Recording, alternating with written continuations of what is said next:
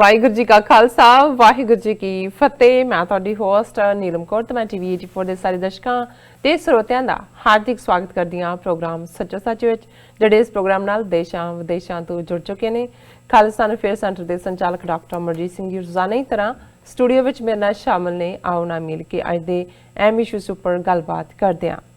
जी doctor साहब वाहिगुरू जी का खालसा वाहिगुरू जी की फतेह। जी डॉक्टर साहब जी आनू प्रोग्राम सचो सच विच बहुत शुक्रिया जी। डॉक्टर साहब अज 30 दिसंबर 2019 17 पोह नानकशाही संमत 551 ਦਾ ਦਿਨ ਹੈ ਤੇ ਡਾਕਟਰ ਸਾਹਿਬ ਪ੍ਰੋਗਰਾਮ ਸ਼ੁਰੂ ਕਰਨ ਤੋਂ ਪਹਿਲਾਂ ਅਸੀਂ ਹਮੇਸ਼ਾ ਤਰ੍ਹਾਂ ਆਪਣੇ ਦਰਸ਼ਕਾਂ ਤੇ ਸਰੋਤਿਆਂ ਦਾ ਸੀ ਵਿਊਅਰਸ, ਜੇ ਤੁਸੀਂ ਹੱਕ ਸੱਚ ਇਨਸਾਫ ਤੇ ਪੈਰਾ ਦਿੰਦਾ ਇੱਕੋ ਇੱਕ ਚੈਨਲ ਟੀਵੀ 84 ਨੂੰ ਦੇਖਣਾ ਚਾਹੁੰਦੇ ਹੋ ਤਾਂ ਤੁਸੀਂ ਦੇਖ ਸਕਦੇ ਹੋ ਸਪੈਕਟਰਮ ਕੇਬਲ, ਆਰਚਨ ਕੇਬਲ, ਵੈਲਫਾਰ cable in Canada, roku, Jadoo box, शावा, फेसबुक, TV 84 ਦੀ ਐਪ ਰਾਹੀਂ online streaming and IP box ਤੇ ਤੁਸੀਂ TV 84 ਨੂੰ ਦੇਖ ਸਕਦੇ ਹੋ। ਵਿਊਅਰਸ, ਜੇ ਤੁਸੀਂ TV 84 ਨਾਲ ਜਾਂ ਪ੍ਰੋਗਰਾਮ ਸੱਚੋ ਸੱਚ ਨਾਲ ਫੇਸਬੁੱਕ ਰਾਹੀਂ ਜੁੜੇ ਹੋ ਤਾਂ ਇਸ ਨੂੰ ਵੱਧ ਤੋਂ ਵੱਧ ਲਾਈਕ ਕਰੋ ਤੇ ਸ਼ੇਅਰ ਕਰੋ ਅਤੇ ਨਾਲ ਹੀ YouTube ਤੇ ਸਬਸਕ੍ਰਾਈਬ ਵੀ ਕਰੋ। ਇਹ ਵੀ ਦੱਸ ਦਈਏ ਕਿ ਤੁਸੀਂ TV 84 ਦੀ ਐਪ ਨੂੰ ਐਂਡਰੋਇਡ ਐਂਡ ਐਪ ਸਟੋਰ ਤੇ ਡਾਊਨਲੋਡ ਕਰਕੇ ਜੋ TV 84 ਦੀ ਲਾਈਵ ਸਟ੍ਰੀਮ ਹੈ ਉਸ ਨੂੰ ਤੁਸੀਂ 24 ਆਵਰਸ ਦੇਖ ਸਕਦੇ ਹੋ। ਵਿਊਅਰਸ, ਹੁਣ ਅਸੀਂ ਆਪਣੇ ਪ੍ਰੋਗਰਾਮ ਦੀ ਸ਼ੁਰੂਆਤ ਕਰਨ ਜਾ ਰਹੇ ਹਾਂ। ਇਸ ਵੀਕ ਦਾ ਜੋ ਪਹਿਲਾ ਪ੍ਰੋਗਰਾਮ ਕਰਨ ਜਾ ਰਹੇ ਹਾਂ, ਅੱਜ ਮੰਡੇ ਦਾ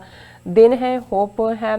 ਆਸ ਕਰਦੇ ਹਾਂ ਕਿ ਤੁਹਾਡਾ ਜੋ ਵੀਕਐਂਡ ਹੈ ਬਹੁਤ ਹੀ ਵਧੀਆ ਗੁਜ਼ਰਿਆ ਹੋਏਗਾ। ਅਸੀਂ ਫਰਾਈਡੇ ਦਾ ਸ਼ੋਅ ਨਹੀਂ ਕਰ ਪਾਏ, ਇਸ ਲਈ ਅਸੀਂ ਤੁਹਾਡੇ ਸਾਰਿਆਂ ਕੋਲੋਂ ਮੁਆਫੀ ਚਾਹੁੰਦੇ ਹਾਂ। ਹੁਣ ਅਸੀਂ ਆਪਣੇ ਪ੍ਰੋਗਰਾਮ ਦੀ ਸ਼ੁਰੂਆਤ ਕਰਾਂਗੇ ਅੱਜ ਦਾ ਜੋ ਪਹਿਲਾ ਅਹਿਮ ਇਸ਼ੂ ਹੈ ਉਸ ਦੇ ਨਾਲ। ਸੋ ਅਸੀਂ ਚਾਹਾਂਗੇ ਕਿ ਤੁਸੀਂ ਸਾਡੇ ਨਾਲ ਇਸੇ ਤਰ੍ਹਾਂ ਹੀ ਜੁੜੇ ਰਹਿਣਾ। ਦੇਖਣ ਸੁਣਨ ਲਈ ਤੁਹਾਡਾ ਸਭ ਦਾ ਬਹੁਤ ਬਹੁਤ ਸ਼ੁਕਰੀਆ।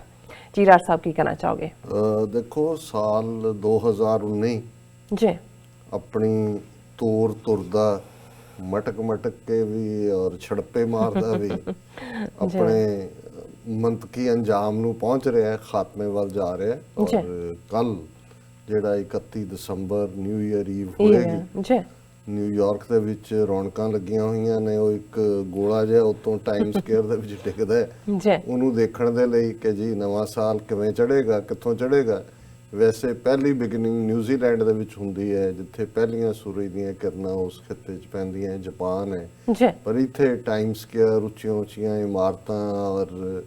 ਇਸ ਸਾਰੇ ਦੀ ਇੱਕ ਆਪਣੀ ਅਹਿਮੀਅਤ ਹੈ। ਔਰ ਆਲਰੇਡੀ ਕ੍ਰਿਸਮਸ ਦੇ ਹਵਾਲੇ ਨਾਲ ਵੀ ਅਸੀਂ ਦੇਖਦੇ ਹਾਂ ਕਿ ਰੌਕਾਫੈਲਰ ਸੈਂਟਰ ਦੇ ਵਿੱਚ, ਜਿੱਥੇ 1930 ਤੋਂ ਕ੍ਰਿਸਮਸ ਟਰੀ, ਜਦੋਂ ਕਿ ਅਮਰੀਕਾ ਦੇ ਵਿੱਚ ਵੱਡੀ ਡਿਪਰੈਸ਼ਨ ਸੀ, ਚਾਰ ਚੁਫੇਰੇ ਲੋਕ ਆਪਣੇ ਘਰ-ਬਾਰ ਛੱਡ ਕੇ, ਸਟੇਟਾਂ ਛੱਡ ਕੇ ਜਾ ਰਹੇ ਸੀ, ਖਾਣ ਨੂੰ ਰੋਟੀ ਨਹੀਂ ਸੀ, ਲੁੱਟਮਾਰ ਚੱਲ ਰਹੀ ਸੀ, ਉਦੋਂ ਇਸ ਦੀ ਸ਼ੁਰੂਆਤ ਹੋਈ ਕਿ ਨਹੀਂ, ਜਦੋਂ ਕੋਈ ਡਿੱਗਿਆ ਹੋਏ ਉਦੋਂ ਵੀ ਕੁਝ ਸੈਲੀਬ੍ਰੇਟ ਕੀਤਾ ਜਾ ਸਕਦਾ। ਔਰ ਰੌਕਾਫੈਲਰ ਸੈਂਟਰ ਨੇ ਇੱਕ ਉਮੀਦ ਵਾਪਸ ਲਿਆਂਦੀ ਸੀ। ਔਰ ਪਿਛਲੇ 8-10 ਦਿਨਾਂ ਤੋਂ ਹੀ ਜਿਹੜਾ ਉੱਥੇ ਰੌਣਕਾਂ ਲੱਗੀਆਂ ਹੁੰਦੀਆਂ ਨੇ, ਬਹੁਤ ਸਾਰੇ ਬਾਹਰਲੇ ਵਿਜ਼ਿਟਰ, ਬੱਚਿਆਂ ਨੂੰ ਵੀ ਛੁੱਟੀਆਂ ਨੇ ਸਕੂਲਾਂ ਦੇ ਵਿੱਚ। ਸੋ ਅਸੀਂ ਵੀ ਕੱਲ ਦੇ ਪ੍ਰੋਗਰਾਮ ਦੇ ਵਿੱਚ ਵਰਾ 2019 ਦਾ ਲੇਖਾ ਜੋਖਾ ਕਰਾਂਗੇ ਕਿ ਐਸੀਆਂ ਕਿਹੜੀਆਂ ਘਟਨਾਵਾਂ ਹੋਈਆਂ ਜਿਨ੍ਹਾਂ ਨੇ ਇਸ ਪਲੈਨਟ ਦੇ ਉੱਤੇ ਮੌਜੂਦ 7.5 ਬਿਲੀਅਨ ਲੋਕਾਂ ਨੂੰ ਪ੍ਰਭਾਵਿਤ ਕੀਤਾ। ਔਰ ਕਿਹੜੀਆਂ ਡਿਵੈਲਪਮੈਂਟ ਸਾਡੇ ਖਿੱਤੇ ਦੇ ਵਿੱਚ ਹੋਈਆਂ, ਬਰੇ ਸਗੀਰ ਸਬ ਕੰਟੀਨੈਂਟ 'ਚ, ਜਿੱਥੇ ਕਿ ਲਗਭਗ 2 ਬਿਲੀਅਨ ਦੇ ਲਗਭਗ ਲੋਕ ਵਸਦੇ ਨੇ, ਜਿਨ੍ਹਾਂ ਨੂੰ ਪ੍ਰਭਾਵਿਤ ਕੀਤਾ ਔਰ ਜਿਨ੍ਹਾਂ ਦਾ ਫਾਲ ਆਊਟ ਇੰਪੈਕਟ ਆਉਣ ਵਾਲੇ 2020 ਦੇ ਵਿੱਚ ਵੀ ਜਿਹੜਾ ਹੈ ਉਹ ਮਹਿਸੂਸ ਕੀਤਾ ਜਾਏਗਾ। ਔਰ ਇਸ ਦੇ ਨਾਲ ਹੀ ਮੈਂ ਕਿਉਂਕਿ ਅਸੀਂ ਫਰਾਈਡੇ ਦਾ ਸ਼ੋਅ ਦਾ ਜਿਹੜਾ ਸਬਸਟੀਚਿਊਟ ਸੀ 25 ਤਰੀਕ ਨੂੰ ਕਾਇਦੇ ਆਜ਼ਮ ਮੁਹੰਮਦ ਅਲੀ ਜਿਨ੍ਹਾਂ ਦਾ ਜਨਮ ਦਿਨ, ਜਿਹੜਾ ਕਿ ਪਾਕਿਸਤਾਨੀ ਅਮਰੀਕਨ ਕੋਲੀਸ਼ਨ ਵੱਲੋਂ ਬੜੇ ਧੂਮ ਧੜੱਕੇ ਦੇ ਨਾਲ ਮਨਾਇਆ ਗਿਆ, ਉਸ ਦੀ ਕਵਰੇਜ ਅਸੀਂ ਕੀਤੀ ਸੀ। ਸੋ ਬਹੁਤ ਵਾਰ ਹੁੰਦਾ ਹੈ ਕਿ ਵੀ ਅਸੀਂ ਪ੍ਰਾਈਮ ਟਾਈਮ ਤੇ ਉਸ ਨੂੰ ਸ਼ੋਅ ਕਰਨਾ ਚਾਹੁੰਦੇ ਸੀ ਕਿ ਉਹ ਲੇਟ ਨਾ ਹੋਏ, ਇਹ ਵੀ ਇੱਕ ਰੀਜ਼ਨ ਸੀ। ਔਰ ਉਹਦੇ 'ਚ ਜ਼ਾਹਰਾ ਤੌਰ ਤੇ ਜਿਹੜੀ ਸਾਡੀ 23-24 ਮਿੰਟ ਦੀ ਪ੍ਰੈਜੈਂਟੇਸ਼ਨ ਹੈ, ਜਿਹੜੀ ਕਿ ਜ਼ਾਹਰ ਹੈ ਕਿ ਦਿਲ ਦੀਆਂ ਗਹਿਰਾਈਆਂ ਤੋਂ ਜਦੋਂ ਅਸੀਂ ਕਿਸੇ ਚੀਜ਼ ਨੂੰ ਮਹਿਸੂਸ ਕਰਦੇ ਹਾਂ, ਔਰ ਮੈਂ ਇਹ ਮਹਿਸੂਸ ਕਰਦਾ ਹਾਂ ਕਿ ਕਾਇਦੇ ਆਜ਼ਮ ਮੁਹੰਮਦ ਅਲੀ ਜਿਨ੍ਹਾਂ, ਉਹਨਾਂ ਦਾ ਥਾਟ ਔਰ ਉਹਨਾਂ ਦਾ ਪਾਕਿਸਤਾਨ ਜਿੰਨਾ ਅੱਜ ਰੈਲੇਵੈਂਟ ਹੈ, ਇੰਨਾ ਸ਼ਾਇਦ ਪਿਛਲੇ 72 ਸਾਲ 'ਚ ਬਹੁਤ ਸਾਰਿਆਂ ਨੂੰ ਮਹਿਸੂਸ ਨਹੀਂ ਹੋਇਆ ਹੋਵੇਗਾ। ਕਿਉਂਕਿ ਭਾਰਤ ਦੇ ਵਿੱਚ ਸੈਕੂਲਰਿਜ਼ਮ ਦੇ ਲਬਾਦੇ ਥੱਲੇ ਜਿਹੜਾ ਲੰਬਾ ਵਕਤ ਕਾਂਗਰਸ ਨੇ ਜਿਹੜਾ ਰੂਲ ਕੀਤਾ, ਔਰ ਫਿਰ ਬੇਸ਼ੱਕ ਗੇਅਰ ਬਦਲਿਆ ਭਾਰਤੀ ਜਨਤਾ ਪਾਰਟੀ ਦੇ ਆਉਣ ਤੋਂ ਪਹਿਲਾਂ, ਜਨਤਾ ਪਾਰਟੀ ਔਰ ਦੂਸਰਾ ਆਇਆ ਲੇਕਿਨ ਜਿਵੇਂ ਬਿਲਕੁਲ ਨੰਗੇ ਚਿੱਟੇ ਹੋ ਕੇ ਹਿੰਦੂਤਵਾ ਦਾ ਅਗਲੀ ਚਿਹਰਾ, ਉਹਨਾਂ ਦਾ ਗੰਦਾ ਖੂਨੀ ਦਰਿੰਦਗੀ ਵਾਲਾ ਚਿਹਰਾ ਜਿੰਨਾ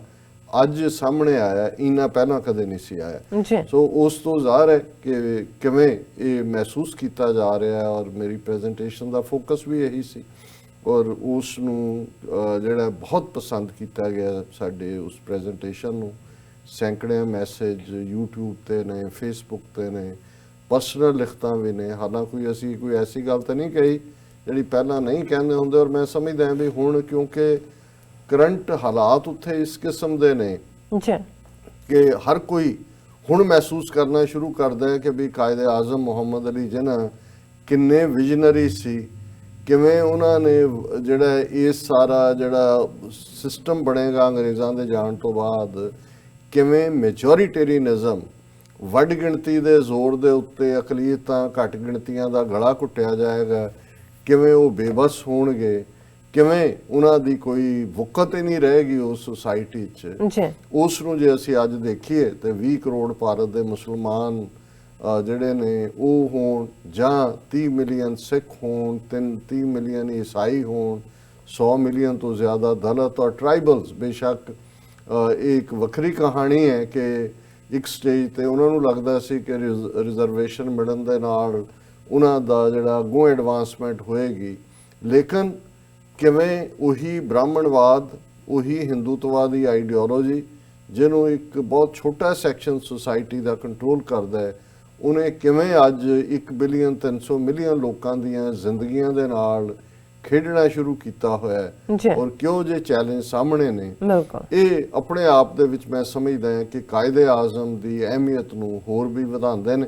ਔਰ ਅਸੀਂ ਕਲੈਕਟਿਵਲੀ ਮੈਂ ਸਭ ਦਾ ਸ਼ੁਕਰੀਆ ਅਦਾ ਕਰਨਾ ਚਾਹੁੰਦਾ। ਕੁਝ ਲਿਖਤਾਂ ਨੇ ਜਿਹੜੀਆਂ ਅਸੀਂ ਸਾਂਝੀਆਂ ਵੀ ਕਰਾਂਗੇ ਉਸ ਸਮਾਗਮ ਨਾਲ ਰਿਲੇਟਡ,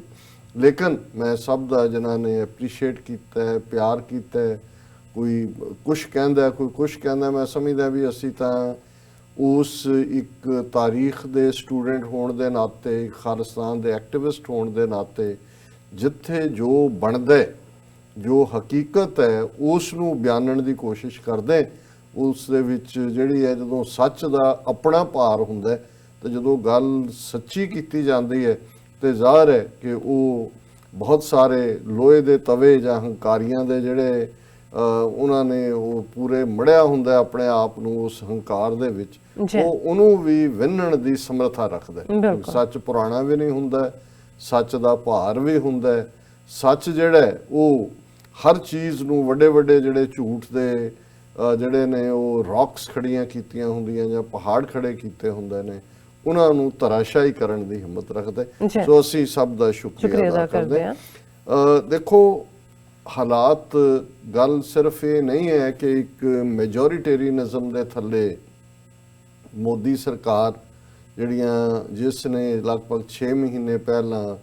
301 ਤੋਂ ਜ਼ਿਆਦਾ ਸੀਟਾਂ ਪਾਰਲੀਮੈਂਟ ਦੇ ਵਿੱਚ ਜਿਸ ਪਾਰਟੀ BJP ਨੇ ਜਿੱਤੀਆਂ, ਔਰ ਉਹਨਾਂ ਨੇ ਆਪਣੀ ਜਿਹੜੀ ਚਾਣਕਿਆ ਵਿਦਿਆ ਦੇ ਨਾਲ ਰਾਜ ਸਭਾ ਦੇ ਵਿੱਚ ਜਿੱਥੇ ਉਹਨਾਂ ਦੀ ਮੈਜੋਰਿਟੀ ਨਹੀਂ ਹੈ, ਜਿਵੇਂ ਉਹਨਾਂ ਨੇ ਉਹ ਡਾਇਰੈਕਟੋਰੇਟ ਐਨਫੋਰਸਮੈਂਟ ਹੋਏ, ਉਹਨਾਂ ਦੀ CBI ਹੋਏ, ਇਨਕਮ ਟੈਕਸ ਹੋਣ, ਡਿਪਾਰਟਮੈਂਟ ਹੋਣ, ਉਹਨਾਂ ਦੀ ਵਰਤੋਂ ਕਰਕੇ ਜਿਵੇਂ ਉਹਨਾਂ ਨੇ ਰਾਜ ਸਭਾ 'ਚ ਅਪਰ ਹਾਊਸ 'ਚ ਮੈਜੋਰਿਟੀ ਲੈਣ ਦਾ ਗੁਰ ਸਿੱਖ ਲਿਆ, ਜਿਹੜਾ ਉਹਨਾਂ ਨੇ ਕਸ਼ਮੀਰ ਨੂੰ ਜਦੋਂ ਉਹਨਾਂ ਨੇ ਆਰਟੀਕਲ 370 ਖਤਮ ਕੀਤਾ 5 ਅਗਸਤ ਨੂੰ, ਉਹ ਤਾਂ ਬਿੱਲ ਹੀ ਰਾਜ ਸਭਾ ਦੇ ਵਿੱਚ ਪੇਸ਼ ਹੋਇਆ ਔਰ ਉਹਨੂੰ ਉਹਨਾਂ ਨੇ ਥੰਪਿੰਗ ਮੈਜੋਰਿਟੀ ਨਾਲ ਪਾਸ ਕਰਵਾਇਆ। ਇਸੇ ਤਰ੍ਹਾਂ ਸਿਟੀਜ਼ਨਸ਼ਿਪ ਅਮੈਂਡਮੈਂਟ ਬਿੱਲ ਜਿਹੜਾ ਹੁਣ ਸਿਟੀਜ਼ਨਸ਼ਿਪ ਅਮੈਂਡਮੈਂਟ ਐਕਟ ਬਣ ਚੁੱਕਾ ਹੈ, ਉਹ ਵੀ ਲੋਕ ਸਭਾ ਤੋਂ ਬਾਅਦ ਰਾਜ ਸਭਾ ਦੇ ਵਿੱਚ ਪਾਸ ਹੋਇਆ। ਸੋ ਹੁਣ ਜਦੋਂ ਉਹਨਾਂ ਦੇ ਕੋਲ ਕੰਪਲੀਟ ਜਿਹੜੀ ਹੈ ਦੋਨੋਂ ਹੀ ਸਦਨ ਉਹਨਾਂ ਦੇ ਕੰਟਰੋਲ 'ਚ ਨੇ, ਔਰ ਜੁਡੀਸ਼ਰੀ ਦੇ ਹਵਾਲੇ ਨਾਲ ਅਸੀਂ ਜੇ ਦੇਖਣਾ ਹੋਏ ਤੇ ਥੋੜਾ ਬਹੁਤ ਪਿਛਲੇ ਚੀਫ ਜਸਟਿਸ ਦੇ ਵੇਲੇ ਲੱਗਦਾ ਸੀ ਰੰਜਨ ਗੋਗੋਈ ਅਸਾਮ ਕਾਡਰ ਦਾ ਕਿ ਕਿਤੇ ਨਾ ਕਿਤੇ ਉਹ ਕੋਈ ਇੰਡੀਪੈਂਡੈਂਟ ਗੱਲ ਕਰਦਾ, ਪਰ ਉਹਨੇ ਵੀ ਆਪਣੀ ਕਰਤੂਤ ਦਿਖਾ ਦਿੱਤੀ। ਕਿਉਂਕਿ ਜਦੋਂ ਇਸ ਪਾਰਟ ਦੀ ਅਸੀਂ ਗੱਲ ਕਰੀਏ ਕਿ 9 ਨਵੰਬਰ ਨੂੰ ਜਦੋਂ ਕਿ ਇਸ ਪਾਸੇ ਕਰਤਾਰਪੁਰ ਕੋਰੀਡੋਰ ਨੂੰ ਇਨੋਗਰੇਟ ਕਰ ਰਹੇ ਸੀ, ਕੰਪਲੀਟ ਕਰਕੇ ਸਿੱਖ ਕੌਮ ਦੇ ਸਮਰਪਿਤ ਕਰ ਰਹੇ ਸੀ ਇਮਰਾਨ ਖਾਨ, ਉਸੇ ਦਿਨ ਹੀ 9 ਨਵੰਬਰ ਨੂੰ ਭਾਰਤੀ ਸੁਪਰੀਮ ਕੋਰਟ ਨੇ ਉਹਨਾਂ ਦੇ ਫੁੱਲ ਬੈਂਚ 5 ਜੱਜਾਂ ਦਾ, ਜਿਹਦੇ 'ਚ ਇੱਕ ਮੁਸਲਮਾਨ ਵੀ ਸੀ ਔਰ ਉਹਨੂੰ ਰੰਜਨ ਗੋਗੋਈ ਹੈਡ ਕਰਦਾ ਸੀ, ਉਹਨਾਂ ਨੇ ਜਿਹੜਾ ਉਹ ਬਾਬਰੀ ਮਸਜਿਦ ਜਿਨ੍ਹਾਂ ਨੇ ਢਾਈ, ਉਹਨਾਂ ਦੇ ਹਵਾਲੇ ਹੀ ਸਾਰੀ ਉਹ ਜ਼ਮੀਨ ਕਰ ਦਿੱਤੀ ਕਿ ਭਾਈ ਇਹਨਾਂ ਦਾ ਹੀ ਰਾਈਟ ਹੈ। ਸੋ ਨਜ਼ਰ ਤਾਂ ਉਦੋਂ ਹੀ ਆ ਗਿਆ ਸੀ ਕਿ ਵੀ ਬਿਲਕੁਲ ਖਤਮ ਹੋ ਚੁੱਕੀ ਹੈ ਗੱਲ ਜੁਡੀਸ਼ਰੀ ਦੀ ਵੀ। ਪਰ ਉਸ ਤੋਂ ਬਾਅਦ ਅਸੀਂ ਲਗਾਤਾਰਤਾ ਨਾਲ ਦੇਖਦੇ ਹਾਂ ਕਿ ਜਿਹੜੀ ਕ੍ਰਿਮੀਨਲ ਸਾਇਲੈਂਸ ਹੈ ਚੀਫ ਜਸਟਿਸ ਤੋਂ ਲੈ ਕੇ ਜੱਜਾਂ ਦੀ, ਉਹ ਬੇਸ਼ੱਕ ਸਿਟੀਜ਼ਨਸ਼ਿਪ ਅਮੈਂਡਮੈਂਟ ਬਿੱਲ ਦੇ ਹਵਾਲੇ ਨਾਲ ਹੋਏ, ਉਸ ਤੋਂ ਪਹਿਲਾਂ ਵੀ ਅੱਜ ਜਦੋਂ ਅਸੀਂ ਇਹ ਗੱਲਬਾਤ ਕਰ ਰਹੇ ਹਾਂ ਲਗਭਗ 5 ਮਹੀਨੇ ਹੋਣ ਜਾ ਰਹੇ ਨੇ ਕਸ਼ਮੀਰ ਦੇ ਵਿੱਚ ਉਹਨੂੰ ਲਾਕਡਾਊਨ ਕੀਤੇ ਜੀ, ਲੇਕਿਨ ਕੋਈ ਪੈਟੀਸ਼ਨ ਨਾ ਸੁਣਨਾ, ਸਿਵਲ ਲਿਬਰਟੀਜ਼ ਜਿੱਥੇ ਵਾਇਲੇਟ ਸਾਰੀਆਂ ਹੋਈਆਂ ਨੇ, ਮੁੱਢਲੇ ਹੱਕ ਕਨਸਟੀਟਿਊਸ਼ਨ ਦੇ ਜਿਹੜੇ ਫੰਡਾਮੈਂਟਲ ਰਾਈਟਸ ਨੇ ਉਹਨਾਂ ਨੂੰ ਖਤਮ ਕਰਨਾ। ਸੋ ਉਹਦੇ ਤੋਂ ਇਹ ਸੀ ਕਿ ਵੀ ਇਹਨਾਂ ਨੇ ਸੁਪਰੀਮ ਕੋਰਟ ਵੀ, ਮੀਡੀਆ ਦਾ ਪਹਿਲਾਂ ਹੀ ਜਿਹਨੂੰ ਗੋਦੀ ਮੀਡੀਆ ਕਰਕੇ ਜਾਣਿਆ ਜਾਂਦਾ ਹੈ, ਸੋਸ਼ਲ ਮੀਡੀਆ ਦੇ ਉੱਤੇ ਵੀ ਉਹਨਾਂ ਨੇ ਜਿਸ ਕਿਸਮ ਦੇ ਲਾਅ ਉੱਥੇ ਬਣਾ ਕੇ ਜੇ ਕਿਸੇ ਨੇ ਪੋਸਟ ਕੀਤਾ ਜਾਂ ਲਾਈਕ ਕੀਤਾ ਜਾਂ ਸ਼ੇਅਰ ਕੀਤਾ, ਉਸ ਦੇ ਘਰ ਦੇ ਬਾਹਰ ਪੁਲਿਸ ਔਰ ਸਾਈਬਰ ਪੁਲਿਸ ਦੇ ਨਾਂ ਥੱਲੇ ਦੇਸ਼ ਧਰੋਹ ਦੇ ਔਰ ਦੂਸਰੇ ਕੇਸ ਉਹਦੇ 'ਚ ਵੀ ਉਹਨਾਂ ਨੇ, ਔਰ ਵੱਡੇ ਪੈਮਾਨੇ ਦੇ ਉੱਤੇ ਉਹਨਾਂ ਦੇ ਆਪਣੇ IT ਸੈੱਲ ਦੇ ਲੋਕ ਉਹਦੇ 'ਚ ਵੜੇ ਹੋਏ ਨੇ। ਕਿਵੇਂ ਜਿਹੜੀਆਂ ਡਾਕਟਰਡ ਵੀਡੀਓਜ਼ ਨੇ ਉਹ ਪੋਸਟ ਕਰ ਦਿੰਦੇ ਨੇ, ਕਿਸੇ ਦੀ ਲੱਤ ਕੱਟ ਦਿੱਤੀ, ਕਿਸੇ ਦੀ ਬਾਂਹ ਕੱਟ ਦਿੱਤੀ ਜਿਹੜੀ ਮੌਜੂਦ ਹੈ। ਔਰ ਅੱਜ ਕੱਲ੍ਹ ਜਿਹੜੀ ਟੈਕਨੋਲੋਜੀ ਖਾਸ ਤੌਰ 'ਤੇ ਹੁਣ ਆਰਟੀਫਿਸ਼ੀਅਲ ਇੰਟੈਲੀਜੈਂਸ ਦੇ ਨਾਂ ਥੱਲੇ ਜਾਂ ਦੂਜਾ ਤੁਸੀਂ ਜਿੰਨੇ ਕਿੰਨੇ ਅਲਫਾਬੈਟ ਦੇ ਲਫ਼ਜ਼ ਹੁੰਦੇ ਨੇ ਉਹ ਤੁਹਾਡੇ ਸਾਰਿਆਂ ਦਾ ਡਾਟਾ ਇੱਕ ਥਾਂ ਤੇ ਕੀਤਾ ਹੋਇਆ ਡਾਟਾ ਮਾਈਨਿੰਗ ਕਰਕੇ ਜਿਹੜੀ ਮਰਜ਼ੀ ਸਕ੍ਰਿਪਟ ਤੁਸੀਂ ਉਹਨੂੰ ਜੋੜ ਕੇ ਭੇਜ ਦਿਓ। ਔਰ ਇਹ ਆਮ ਹੁਣ ਚੱਲ ਰਿਹਾ ਕਿ ਈਵਨ BBC ਦੀ ਜਿਹੜੀ ਸਪੈਸ਼ਲ ਇੱਕ ਉਹਨਾਂ ਨੇ ਇੱਕ ਟੀਮ ਹੀ ਬਣਾਈ ਹੋਈ ਹੈ ਜਿਹੜੀ ਇਹਦੇ ਤੇ ਹੀ ਕੰਮ ਕਰਦੀ ਹੈ ਕਿ ਵੀ ਕਿਹੜੀਆਂ ਜਿਹੜੀਆਂ ਵੀਡੀਓਜ਼ ਨੇ ਫੈਕਟ ਚੈੱਕ ਉਹ ਕਹਿੰਦੇ ਨੇ, ਤੇ ਉਹਦੇ 'ਚ ਮੈਂ ਦੇਖ ਰਿਹਾ ਵੀ 80% ਦੇ ਕਰੀਬ ਜਿਹੜੀਆਂ ਵੀਡੀਓਜ਼ ਬਹੁਤ ਪਪੂਲਰ ਹੁੰਦੀਆਂ ਜਿਹਨੂੰ ਵਾਇਰਲ ਕਿਹਾ ਜਾਂਦਾ ਹੈ ਉਹ ਡਾਕਟਰਡ ਟੇਲਰਡ ਹੁੰਦੀਆਂ ਨੇ, ਔਰ ਕੁਝ ਜਿਹੜੀਆਂ ਨੇ ਬਿਲਕੁਲ ਹੀ ਉਹਨਾਂ ਦਾ ਕੋਈ ਬੇਸ ਹੀ ਨਹੀਂ ਹੁੰਦਾ ਜਿਸ ਨੂੰ ਉਹ ਸੱਚ ਬਣਾ ਕੇ ਕੋਈ ਪਿਛਲੀ ਗੈਦਰਿੰਗ ਕਿਸੇ ਹੋਰ ਕੋਰੀਆ ਜਾਂ ਕਿਸੇ ਹੋਰ ਮੁਲਕ ਦੇ ਵਿੱਚ ਹੈ ਜਾਂ ਜਾਪਾਨ 'ਚ ਹੈ ਉਹਨੂੰ ਇੱਧਰ ਦਿਖਾ ਦਿੱਤਾ, ਕਿਤੇ ਹੋਰ ਹੋਇਆ ਕਿ ਜੀ ਆਹ ਗੈਦਰਿੰਗ ਹੈ, ਔਰ ਇਹ ਸਾਰਾ ਪਾਰਟ ਤਾਂ ਚੱਲ ਹੀ ਰਿਹਾ। ਲੇਕਿਨ ਇੱਕ ਫੈਕਟਰ ਜਿਹਦੇ ਤੇ ਅਜੇ ਤੱਕ ਇੰਟਰਨੈਸ਼ਨਲ ਮੀਡੀਆ ਦਾ ਵੀ ਧਿਆਨ ਨਹੀਂ ਗਿਆ, ਪਾਕਿਸਤਾਨ ਜਿਹੜਾ ਵਰਸਟ ਇਫੈਕਟਡ ਹੈ ਇਸ ਸਾਰੇ ਪੀਰੀਅਡ 'ਚ ਇਹਨਾਂ ਹਿੰਦੂਤਵੀਆਂ ਦੀ ਨੀਤੀਆਂ ਦਾ, ਉਹ ਬੇਸ਼ੱਕ ਕਸ਼ਮੀਰ ਦੇ ਹਵਾਲੇ ਨਾਲ ਹੋਏ, ਜਿਸ ਕਸ਼ਮੀਰ ਦੇ ਮੁੱਦੇ ਤੇ ਪਾਕਿਸਤਾਨ ਇੱਕ ਪਾਰਟੀ ਹੈ ਔਰ UN ਸਿਕਿਉਰਿਟੀ ਕਾਉਂਸਲ ਦੇ ਰੈਜ਼ੋਲੂਸ਼ਨ ਦੇ ਬਾਵਜੂਦ ਜਿਹੜੇ 8 ਮਿਲੀਅਨ ਕਸ਼ਮੀਰੀ ਨੇ ਉਹਨਾਂ ਨੂੰ ਲਗਭਗ 5 ਮਹੀਨਿਆਂ ਤੋਂ ਲਾਕਡਾਊਨ 'ਚ ਰੱਖਿਆ ਔਰ ਜੰਮੂ ਕਸ਼ਮੀਰ ਦਾ ਵਜੂਦ ਹੀ ਮਿਟਾ ਦਿੱਤਾ। ਸੋ ਇਸ ਤੋਂ ਇਲਾਵਾ ਜਿਹੜੀਆਂ ਹੋਰ ਤਰ੍ਹਾਂ ਵੀ ਜੇ ਦੁਨੀਆ ਦੇ ਵਿੱਚ ਜਿੱਥੇ ਥਿੰਕ ਟੈਂਕ ਬੈਠੇ ਨੇ ਜਿਹੜੇ ਅੱਜ ਵੀ ਉਹਨਾਂ ਦੇ ਉੱਤੇ ਨਾਜ਼ੀ ਹੋਣ ਜਾਂ ਮੁਸੋਲਿਨੀ ਹੋਏ ਉਹਨਾਂ ਦੇ ਉੱਤੇ ਜਿਹੜਾ ਫਿਲਮਾਂ ਬਣਦੀਆਂ ਨੇ ਐਨਾਲਿਸਿਸ ਕਰਦੇ ਨੇ ਜੀ ਪਹਿਲਾਂ ਕਿਉਂ ਨਹੀਂ ਰੋਕਿਆ ਨਾਜ਼ੀਆਂ ਨੂੰ, ਜਦੋਂ ਚੈਂਬਰਲੇਨ ਦੇ ਨਾਲ ਐਗਰੀਮੈਂਟ ਹੋਇਆ ਸੀ ਉਹ ਉਹਨੇ ਵਾਇਲੇਟ ਕੀਤਾ, ਪੋਲੈਂਡ ਟੇਕ ਓਵਰ ਕੀਤਾ ਜਾਂ ਦੂਜਾ ਉਦੋਂ ਕਿਉਂ ਜਿਹੜਾ ਉਹ ਅਸੀਂ ਐਕਟ ਨਹੀਂ ਕੀਤਾ। ਔਰ ਇੱਕ ਗੱਲ ਵੱਲੋਂ ਜਿਹੜੀ ਮੁਕੰਮਲ ਅੱਖਾਂ ਮੀਟੀਆਂ ਹੋਈਆਂ ਨੇ ਜਾਂ ਘੇਸ ਵੱਟੀ ਹੋਈ ਹੈ, ਸ਼ਾਇਦ ਅੱਖਾਂ ਨਹੀਂ ਮੀਟੀਆਂ ਹੋਈਆਂ, ਉਹਨਾਂ ਦੇ ਜਿਹੜੇ ਵਪਾਰਕ ਹਿੱਤ ਨੇ ਜਾਂ ਸਟ੍ਰੈਟੇਜਿਕ ਹਿੱਤ ਨੇ ਉਹਨਾਂ ਦੇ ਥੱਲੇ ਉਹਨਾਂ ਨੇ ਸ਼ਾਇਦ 2 ਬਿਲੀਅਨ ਲੋਕ ਹੀ ਕੁਰਬਾਨ ਕੀਤੇ ਹੋਏ ਨੇ ਕਿ ਭਾਈ ਮਰ ਗਲ ਵੀ ਜਾਣ, ਸਾਰੇ ਨਿਊਕਲੀਅਰ 'ਚ ਜਾਣ, ਡੁੱਬ ਜਾਣ, ਖਤਮ ਹੋ ਜਾਣ, ਇੰਡੀਅਨ ਓਸ਼ਨ ਜਾਂ ਅਰੈਬਿਕ ਓਸ਼ਨ ਉਹਨਾਂ ਨੂੰ ਰੋੜ ਕੇ ਲੈ ਜਾਏ, ਉਹਨਾਂ ਨੂੰ ਕੋਈ ਫਰਕ ਨਹੀਂ ਪੈਂਦਾ। ਲੇਕਿਨ ਘੱਟੋ ਘੱਟ ਜਿਹੜੇ ਅਸੀਂ ਜਿੱਥੇ ਸਾਡੀਆਂ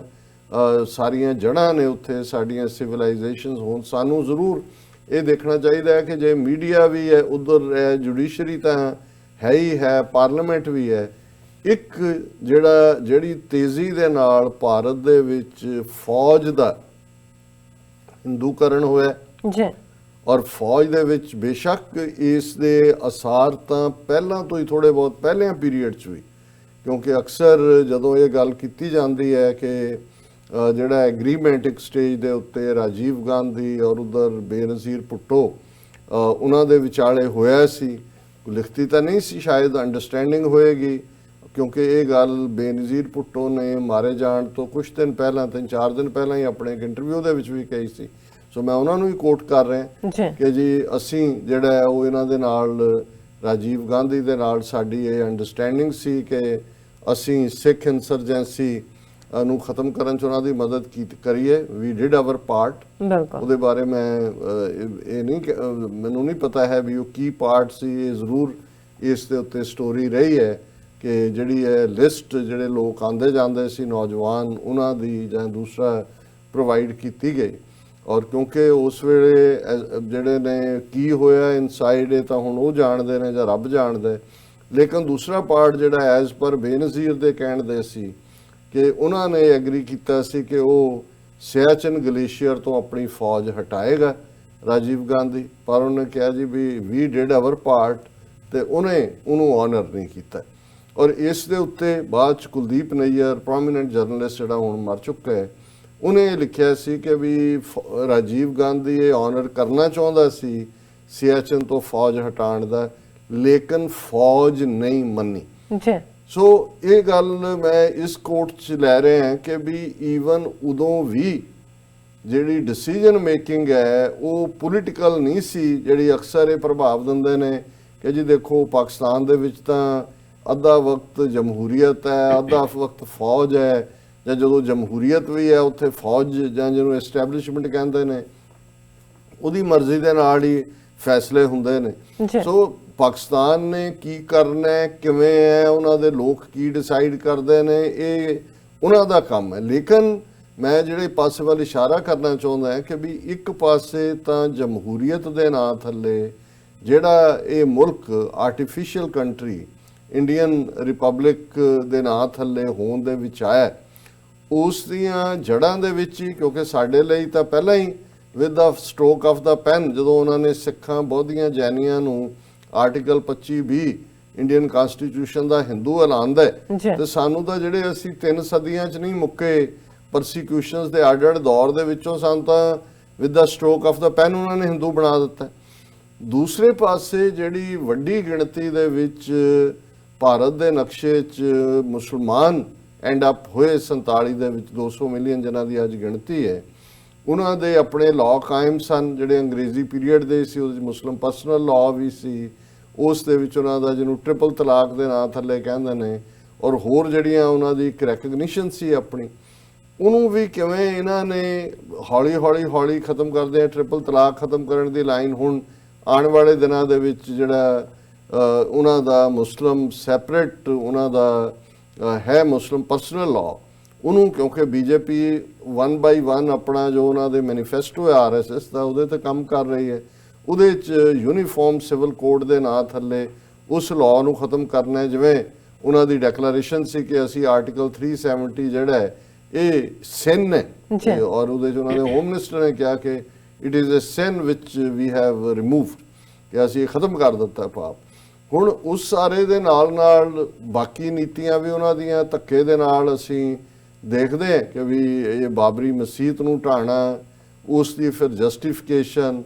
ਕਿਸੇ ਨੂੰ ਵੀ ਇੰਨੇ ਸਾਲ ਬੀਤਣ ਬਾਅਦ ਵੀ ਸਜ਼ਾ ਨਾ ਹੋਣਾ, ਔਰ ਇਸ ਦੇ ਉਲਟ ਈਵਨ ਜਿਹੜਾ ਸਿਵਲ ਲਾਅ ਸੂਟ ਹੈ ਜਿਹੜਾ ਹਾਈ ਕੋਰਟ ਨੇ, ਘੱਟੋ ਘੱਟ ਇਲਾਹਾਬਾਦ ਹਾਈ ਕੋਰਟ ਨੇ 3 ਤਰ੍ਹਾਂ ਦੇ ਵਿੱਚ ਡਿਵਾਈਡ ਕੀਤੀ ਸੀ ਜ਼ਮੀਨ। ਐਕਸਕਲੂਸਿਵ ਸੁਪਰੀਮ ਕੋਰਟ ਵੱਲੋਂ ਹਿੰਦੂਆਂ ਨੂੰ ਦੇ ਦੇਣਾ ਉਹਨਾਂ ਨੂੰ, ਜਿਨ੍ਹਾਂ ਨੇ ਕਿ ਆਲਰੇਡੀ ਕ੍ਰਿਮੀਨਲ ਐਕਟ ਕੀਤਾ ਹੋਇਆ ਸੀ, ਇੱਕ 5 ਸਦੀਆਂ ਪੁਰਾਣਾ ਹਿਸਟੋਰੀਕਲ ਸਟਰਕਚਰ ਜਿਸ ਦੇ ਨਾਲ ਧਾਰਮਿਕ ਮਜ਼ਹਬੀ ਭਾਵਨਾਵਾਂ ਜੁੜੀਆਂ ਹੋਈਆਂ ਸੀ, ਉਹਨੂੰ ਡਿਮੋਲਿਸ਼ ਕਰਨ ਦਾ। ਲੇਕਿਨ ਹੁਣ ਕਿਤੇ ਨਾ ਕਿਤੇ ਜਿਵੇਂ ਇਹ ਜਿਹੜਾ ਅਸੀਂ ਸਿਟੀਜ਼ਨਸ਼ਿਪ ਅਮੈਂਡਮੈਂਟ ਐਕਟ ਦੇ ਥੱਲੇ ਦੇਖਿਆ, ਜਿਵੇਂ ਲੋਕ ਬਾਹਰ ਆਏ ਨੇ ਮੁਸਲਮਾਨ ਖਾਸ ਤੌਰ ਤੇ, ਰੈਸਟ ਆਫ ਇੰਡੀਆ ਦੇ, ਕਸ਼ਮੀਰੀ ਤਾਂ ਵੈਸੇ ਹੀ ਉਹਨਾਂ ਨੇ ਜਿਹੜਾ ਮਿਲੀਅਨ ਫੌਜ ਦੇ ਥੱਲੇ ਦੱਬੇ ਹੋਏ ਨੇ, ਔਰ ਉਹ ਬਰਾਬਰ ਉਹਨਾਂ ਦਾ ਲੌਕਆਊਟ ਜਾਰੀ ਹੈ। ਪਰ ਇਹ ਪਹਿਲੀ ਵਾਰ ਹੋਇਆ 72 ਸਾਲ ਦੇ ਵਿੱਚ ਕਿ ਭਾਰਤ ਦੇ ਮੁਸਲਮਾਨ ਬਾਹਰ ਨਿਕਲੇ, ਔਰ ਉਹਨਾਂ ਦੇ ਨਾਲ ਦੂਸਰੇ ਸਿਵਲ ਸੁਸਾਇਟੀ ਦੇ ਲੋਕਾਂ ਨੇ ਵੀ ਜੁਆਇਨ ਕੀਤਾ। ਔਰ ਇਸ ਸਾਰੇ ਦੇ ਨਾਲ ਜਿਸ ਬਰਬਰੀਅਤ ਦੇ ਨਾਲ ਹਕੂਮਤ ਦਿੱਲੀ ਲੈਵਲ ਤੋਂ ਲੈ ਕੇ ਸਟੇਟਾਂ 'ਚ, ਯੂਪੀ 'ਚ ਖਾਸ ਤੌਰ ਤੇ, ਔਰ ਉੱਥੋਂ ਤਾਂ ਇਹ ਹੈ ਕਿ ਵੀ ਜਲਿਆਂਵਾਲੇ ਬਾਗ ਨੂੰ ਮਾਤ ਪਾਉਣ ਵਾਲੀ ਗੱਲ ਹੈ। ਉੱਥੇ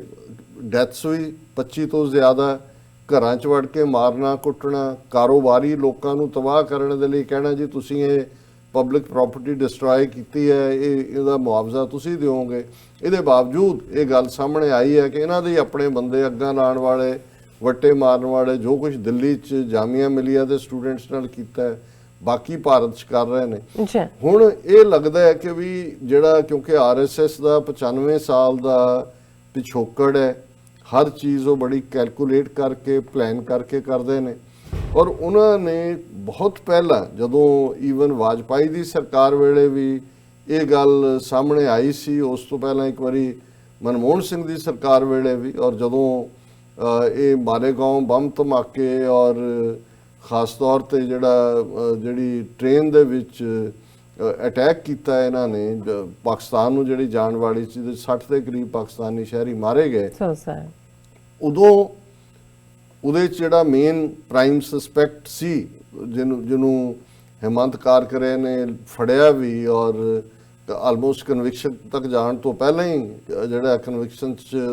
ਹੋਣ ਤੋਂ ਪਹਿਲਾਂ ਹੀ ਉਹਦਾ ਹਿਮੰਤ ਕਾਰਕਰੇ ਦਾ ਮੁੰਬਈ ਬੰਬ ਧਮਾਕਿਆਂ ਦੀ ਆੜ 'ਚ ਐਂਡ ਕਰ ਦਿੱਤਾ।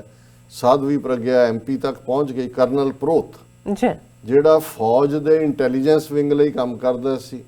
ਔਰ ਜਿਹੜਾ RSS ਦਾ ਇੱਕ ਵਿੰਗ ਅਭਿਨਵ ਭਾਰਤੀ ਦੇ ਨਾਂ ਥੱਲੇ, ਜਿਹਦੇ 'ਚ ਕਰਨਲ ਪ੍ਰੋਤ, ਸਾਧਵੀ ਔਰ ਸਵਾਮੀ ਅਦਿੱਤਿਆ ਨਾਥ ਨਾਂ ਦਾ ਔਰ ਇੱਕ ਅੱਧਾ ਹੋਰ ਇਸ ਕਿਸਮ ਦੇ, ਇਹ ਸਾਰਾ ਗਰੁੱਪ ਜਿਹੜਾ ਕਿ ਮਰਡਰ ਅਟੈਂਪਟ ਕਰਦਾ ਸੀ, ਜਿਹਨੇ ਧਮਾਕੇ ਕੀਤੇ, ਮਾਲੇਗਾਉਂ ਹੋਏ, हैदराबाद होए, मसीत होए, अजमेर शरीफ होए, और समझौता एक्सप्रैस ਦੇ ਵਿੱਚ ਜਿੱਥੇ 60 ਤੋਂ ਜ਼ਿਆਦਾ ਪਾਕਿਸਤਾਨੀ ਸ਼ਹਿਰੀ ਮਾਰੇ ਗਏ। ਹੁਣ ਜੇ ਇੱਕ ਸਰਵਿੰਗ ਮਿਲਟਰੀ ਦਾ ਕਰਨਲ ਉਹ ਸਾਰੇ ਨੂੰ ਹੈਡ ਕਰ ਰਿਹਾ ਹੈ, ਸੋ ਜ਼ਾਹਰ ਹੈ ਕਿ RSS ਨੇ, ਔਰ ਜਿਹੜੇ IG ਮਹਾਰਾਸ਼ਟਰ ਦੇ ਰਹੇ ਮਿਸਟਰ ਮੁਸ਼ਰਫ, ਉਹਨਾਂ ਦੀ ਕਿਤਾਬ ਹੂ ਕਿਲਡ ਕਾਰਕਰੇ ਪੜ੍ਹੋ ਤੇ ਫਿਰ ਇਹ ਸਮਝ ਆ ਜਾਂਦਾ ਹੈ ਕਿ ਕਿਵੇਂ ਇੰਟੈਲੀਜੈਂਸ ਬਿਊਰੋ ਔਰ ਰਾਹ ਉਹਨਾਂ ਨੇ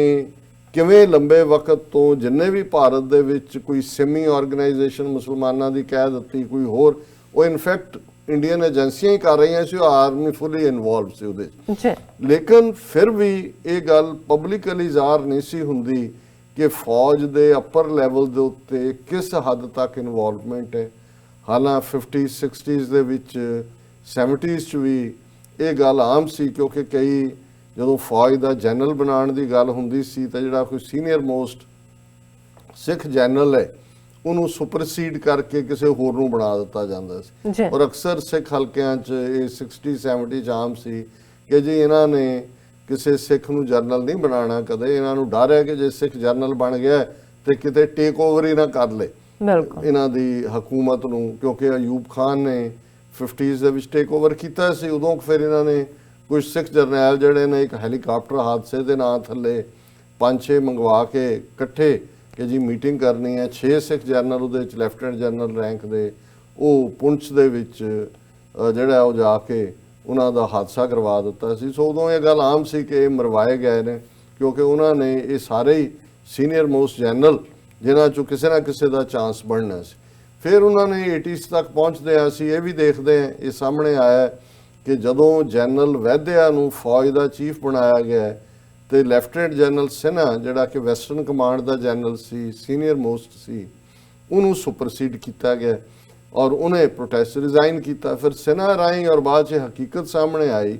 ਕਿ ਵੈਸਟਰਨ ਕਮਾਂਡ ਦਾ, ਔਰ ਇਹ 80s ਦੀ ਗੱਲ ਹੈ, 81 82 ਪੀਰੀਅਡ ਦੀ, ਕਿ ਵੈਸਟਰਨ ਕਮਾਂਡ ਦਾ ਜਨਰਲ ਹੀ ਮੋਸਟਲੀ ਜਨਰਲ ਉਹਨੂੰ ਬਣਾਇਆ ਜਾਂ ਸੀਨੀਅਰ ਮੋਸਟ ਨੂੰ ਉੱਥੇ ਲਾਉਂਦੇ ਸੀ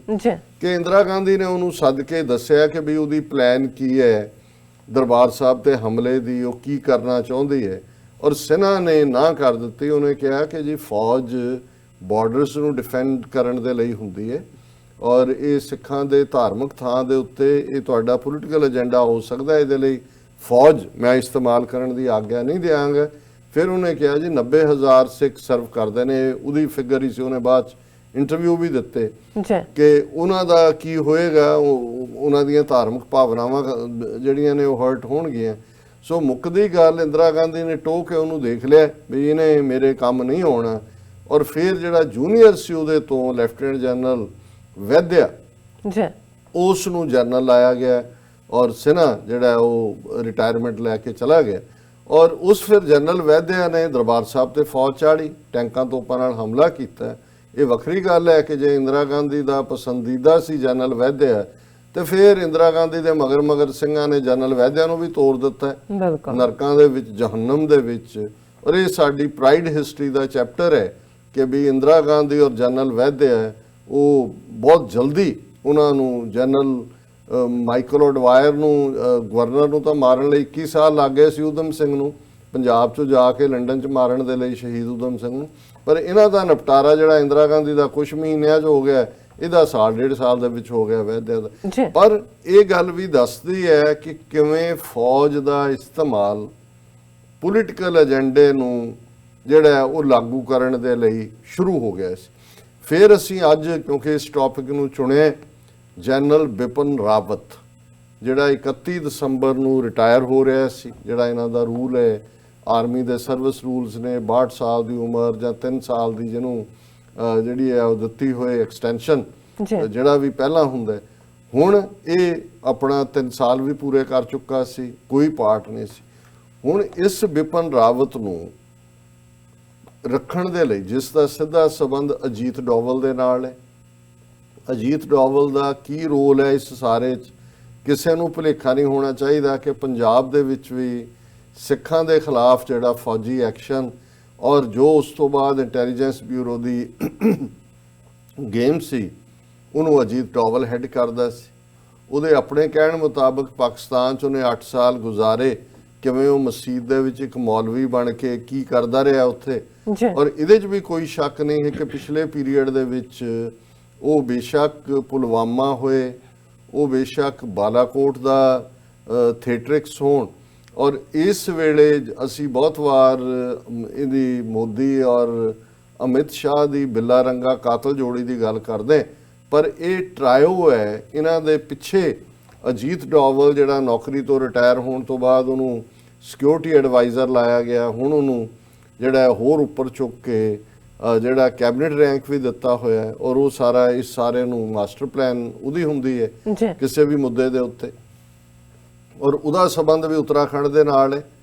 ਵਿਪਨ ਰਾਵਤ ਵੀ ਜਿਹੜਾ ਉਹਦੀ ਪਿਕ ਸੀ, ਔਰ ਜੋ ਪਿਛਲੇ ਪੀਰੀਅਡ 'ਚ ਅਸੀਂ ਵਿਪਨ ਰਾਵਤ ਦੀ ਕਾਰਗੁਜ਼ਾਰੀ, ਔਰ ਇਹਦੇ 'ਚ ਮੈਂ ਇੱਕ ਗੱਲ ਹੋਰ ਦੱਸਦੇ ਹਾਂ ਕਿ ਵਿਪਨ ਰਾਵਤ ਨੂੰ ਵੀ ਜਿਹੜਾ 1988 ਦੇ ਵਿੱਚ ਜਿਹੜਾ ਇਹਨੂੰ ਇਹ ਜਨਰਲ ਸੁੰਦਰ ਜੀ ਜਿਹਨੂੰ ਜਿਹੜਾ ਵੈਦਿਆ ਤੋਂ ਬਾਅਦ ਜਿਹੜਾ ਉਹਦਾ ਦੂਸਰਾ ਸੀ ਜਿਹਨੇ ਦਰਬਾਰ ਸਾਹਿਬ ਤੇ ਹਮਲੇ ਵੇਲੇ ਮੇਜਰ ਜਨਰਲ ਦਾ ਰੋਲ ਅਦਾ ਕੀਤਾ ਸੀ, ਮੇਜਰ ਜਨਰਲ ਸੀ ਜ਼ਾਹਰਾ ਤੌਰ ਤੇ,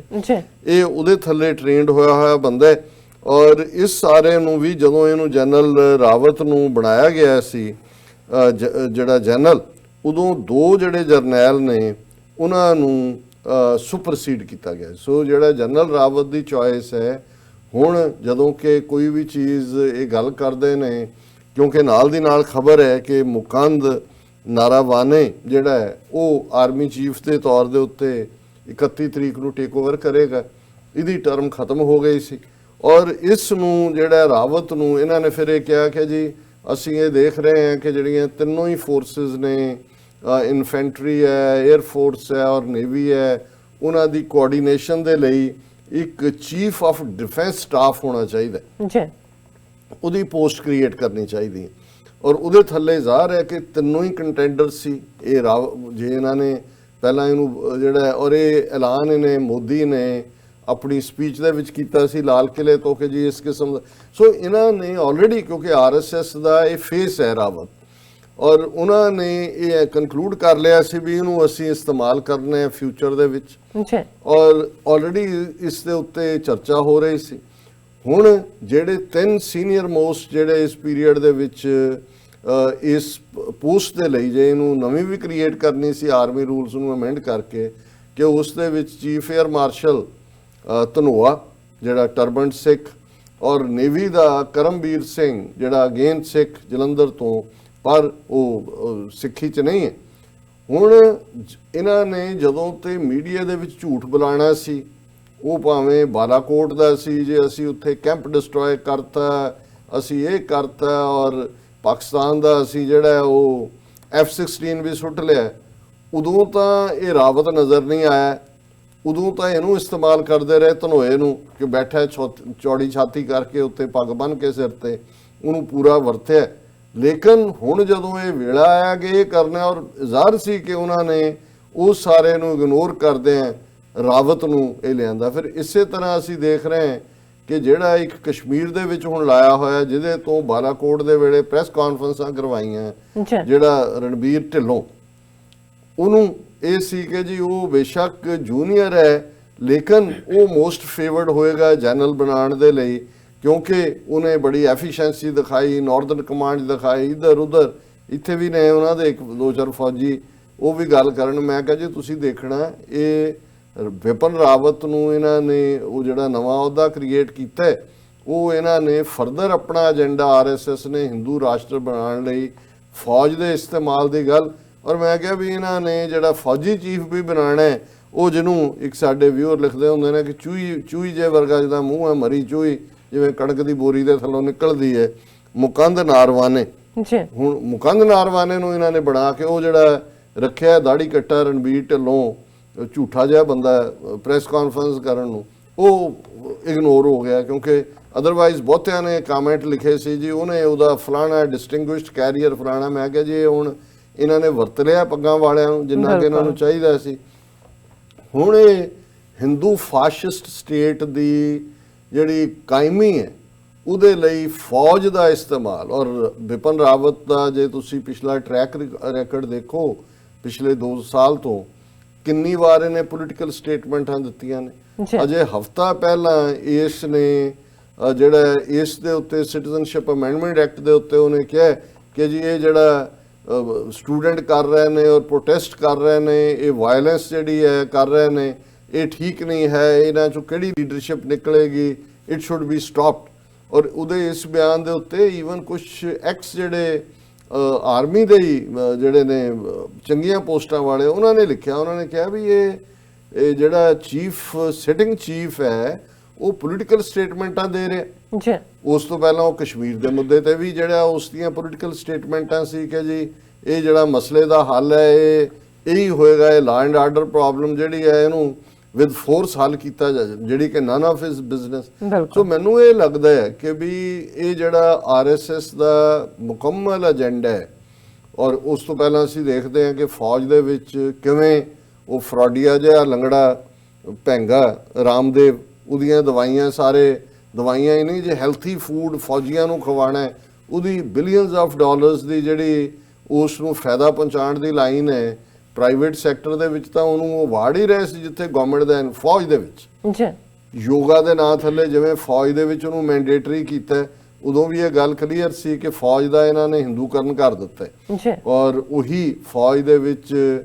ਜਿਸ ਕਿਸਮ ਦਾ ਸਾਰਾ ਸੂਰਿਆ ਨਮਸਕਾਰ ਔਰ ਦੂਜੀਆਂ ਕੁਝ ਲੋਕਲ ਕਮਾਂਡਰਸ ਨੇ ਆਪਣੇ ਲੈਵਲ ਦੇ ਉੱਤੇ ਉਹ ਜਿਹੜੀਆਂ ਚੀਜ਼ਾਂ ਇੰਪਲੀਮੈਂਟ ਕੀਤੀਆਂ। ਔਰ ਹੁਣ ਬਿਪਨ ਰਾਵਤ ਨੂੰ ਜਿਹੜਾ ਬਿਲਕੁਲ ਜਿਸ ਦੀ ਆਈਡੀਓਲੋਜੀ ਬਾਰੇ ਕੋਈ ਭੁਲੇਖਾ ਨਹੀਂ ਹੈ,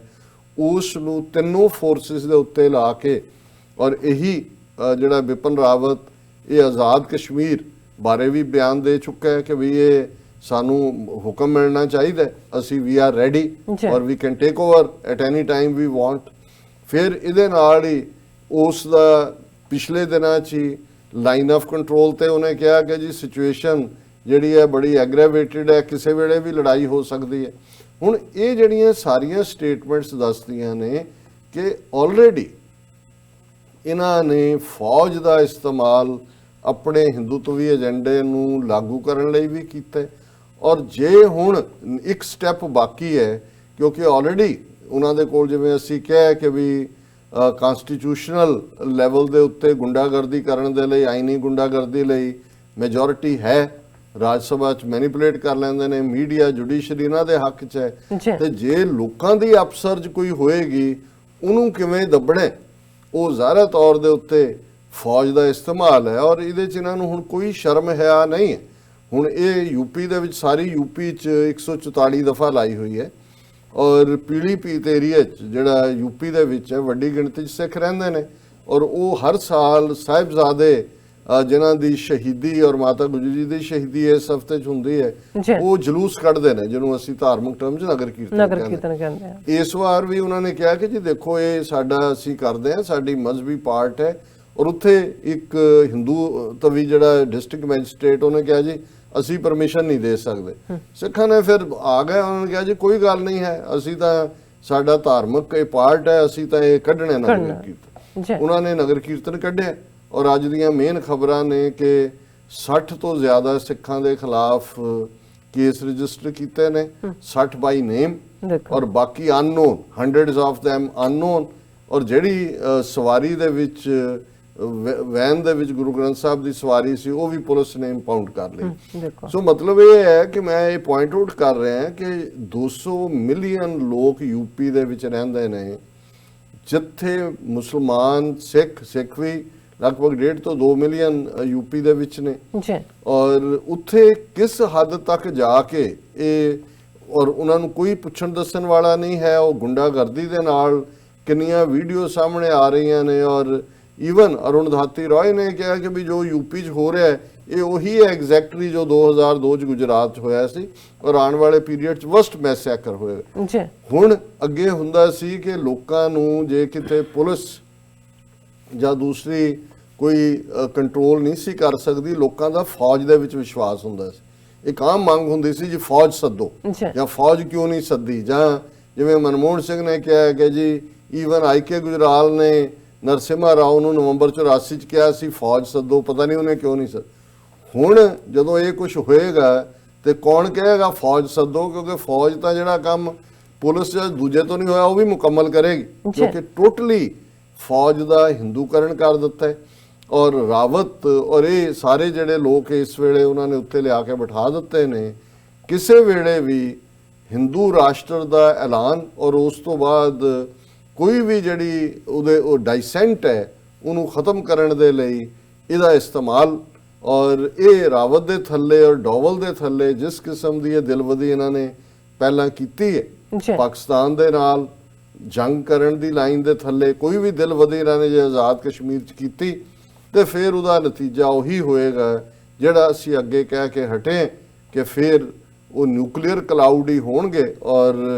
ਉਸ ਚੋਂ ਕੀ ਨਿਕਲੇਗਾ ਅਲਟੀਮੇਟਲੀ, ਕਿੰਨੀ ਵੱਡੀ ਤਬਾਹੀ ਹੋਏਗੀ, ਇੱਕ ਖੌਫ ਤੋਂ ਬਿਨਾਂ ਹੋਰ ਕੋਈ ਖਿਆਲ ਨਹੀਂ ਆਉਂਦਾ। ਔਰ ਮੈਨੂੰ ਇਹ ਲੱਗਦਾ ਹੈ ਕਿ ਰਾਵਤ ਨੂੰ ਅੱਜ ਉਹਨਾਂ ਨੇ ਅਪਾਇੰਟ ਕਰਕੇ ਇਸ ਕੰਮ ਦੇ ਲਈ ਆਲਰੇਡੀ ਫੌਜ ਨੂੰ ਆਪਣੇ ਉਸ ਮੰਤਵ ਲਈ ਵਰਤਣ ਦੇ ਫਾਈਨਲ ਸਟੈਪ ਦੇ ਉੱਤੇ ਸਟੈਂਪ ਲਾ ਦਿੱਤਾ। ਜੀ ਰਾਜ ਸਾਹਿਬ, ਪਹਿਲਾ ਇਸ਼ੂ ਸਾਡੇ ਦਰਸ਼ਕਾਂ ਨਾਲ ਸਾਂਝਾ ਕਰਨ ਲਈ ਤੁਹਾਡਾ ਬਹੁਤ-ਬਹੁਤ ਸ਼ੁਕਰੀਆ। ਇੱਥੇ ਲੈਣੇ ਬ੍ਰੇਕ ਤੋਂ ਪਹਿਲਾਂ ਅਸੀਂ ਆਪਣੇ ਦਰਸ਼ਕਾਂ ਤੇ ਸਰੋਤਿਆਂ ਨੂੰ ਅਪੀਲ ਦੀ ਬੇਨਤੀ ਕਰ ਦਈਏ। ਵਿਊਅਰਸ, ਜਿਸ ਤਰ੍ਹਾਂ ਕਿ ਤੁਸੀਂ ਜਾਣਦੇ ਹੋ ਕਿ TV 84 ਇੱਕ ਪੰਥਕ ਚੈਨਲ ਹੈ। TV 84 ਸਿੱਖਾਂ, ਕਸ਼ਮੀਰੀਆਂ ਤੇ ਭਾਰਤੀਆਂ ਨਾਰਥ ਈਸਟ ਸਟੇਟਾਂ ਦੇ ਲੋਕਾਂ ਦੇ ਸਵੈ ਨਿਰਣੇ ਦੇ ਹੱਕਾਂ ਦਾ ਹਾਮੀ ਹੈ। ਅਸੀਂ ਚਾਹਾਂਗੇ ਕਿ ਤੁਸੀਂ TV 84 ਦੀ ਚੜ੍ਹਦੀ ਕਲਾ ਲਈ ਵੱਧ ਤੋਂ ਵੱਧ ਡੋਨੇਟ ਕਰੋ। ਡੋਨੇਟ ਕਰਨ ਲਈ ਸਾਡੀ ਵੈਬਸਾਈਟ TV ਤੇ ਜਾ ਕੇ ਪੇਪਲ ਦੀ ਵਰਤੋਂ ਕਰਕੇ ਵਨ ਟਾਈਮ ਡੋਨੇਟ ਕਰ ਸਕਦੇ ਹੋ, ਮੰਥਲੀ ਡੋਨੇਟ ਕਰ ਸਕਦੇ ਹੋ। ਤੁਸੀਂ TV 84 ਦੇ ਨਾਮ ਤੇ ਚੈੱਕ ਬਣਾ ਕੇ ਸਾਨੂੰ ਮੇਲ ਵੀ ਕਰ ਸਕਦੇ ਹੋ। ਸਾਡੇ ਇਸ ਪਤੇ ਤੇ 36-0137 ਐਵਨਿਊ ਲੌਂਗਲੈਂਡ ਸਿਟੀ, ਨਿਊਯਾਰਕ 11101 USA, ਜਾਂ ਫਿਰ ਤੁਸੀਂ ਸਾਨੂੰ ਫੋਨ ਰਾਹੀਂ ਵੀ ਸੰਪਰਕ ਕਰ ਸਕਦੇ ਹੋ ਸਾਡੇ ਫੋਨ ਨੰਬਰ ਤੇ 5164060694। Thank you so much viewers. ਵਿਚਾਰਾਂ ਦਾ ਸਿਲਸਿਲਾ ਇਸ ਤਰ੍ਹਾਂ ਹੀ ਚੱਲਦਾ ਰਹੇਗਾ। ਮਿਲਦੇ ਹਾਂ ਛੋਟੇ ਜਿਹੇ ਬ੍ਰੇਕ ਤੋਂ ਬਾਅਦ।